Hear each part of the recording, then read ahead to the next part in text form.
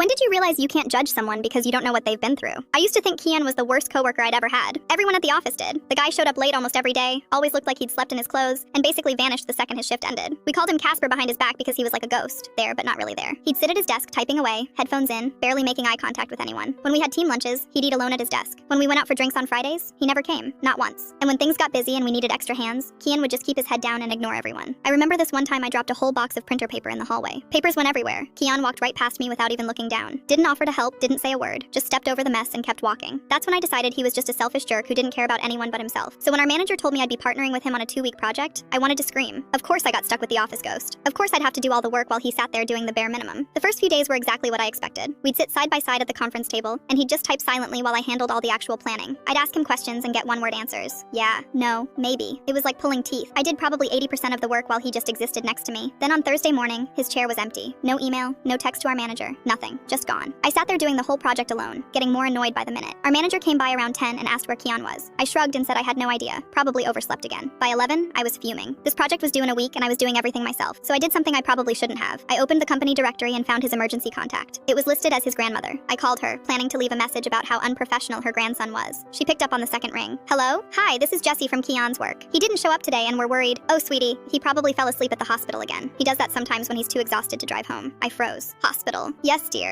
The children's hospital. He's there every night with his nephew. Has been for 8 months now. My stomach dropped. I didn't know he had a nephew. Oh yes, little Connor. Just turned 5 last month. Kian's been raising him alone since the accident. Such a sweet boy, but he's very sick. Advanced leukemia. They're trying a new treatment, but it's been rough. I couldn't speak. I just sat there holding the phone. Kian's parents, Connor's grandparents, they died in a car crash about a year ago, she continued. Same accident that orphaned Connor. Kian was the only family left, so he took the boy in. Works all day, then goes straight to the hospital until 2 or 3 in the morning. Most nights he just sleeps in the chair next to Connor's bed. I had no idea, I whispered. He doesn't like to talk about it. Doesn't want people feeling sorry for him. He's a good boy, my grandson. Just doing the best he can with an impossible situation. When I hung up, I just sat there staring at Kian's empty chair. All those late arrivals, he was probably up all night with a sick kid. The wrinkled clothes, he was sleeping in them at a hospital. The disappearing act after work, he was rushing to be with his nephew. That day, he walked past me in the hallway. He probably had just gotten terrible news from a doctor. I felt sick. Kian came in the next day around 10. His eyes had dark circles under them, and his shirt was buttoned wrong. He sat down without saying anything, and opened his laptop. I slid a sandwich across the table. Didn't know if you had breakfast? He looked at it, then at me, confused. Thanks. You take the lead on the design part, I said. I'll handle all the data entry and formatting. Sound good? He nodded slowly, still watching me like I was going to yell at him. I didn't tell him I knew. I didn't ask questions or make him explain himself. I just quietly took on more of the workload and stopped judging every little thing he did. When he showed up late, I covered for him. When he looked exhausted, I brought him coffee. When he had to leave early one day, I told our manager I insisted he go, that I had everything under control. We finished the project on time. Kian actually smiled when we presented it, a real smile. I'd never seen him smile before. On the last day, he stopped me in the hallway. Thank you, he said quietly, for not making this harder than it already is. I just nodded. What else could I say?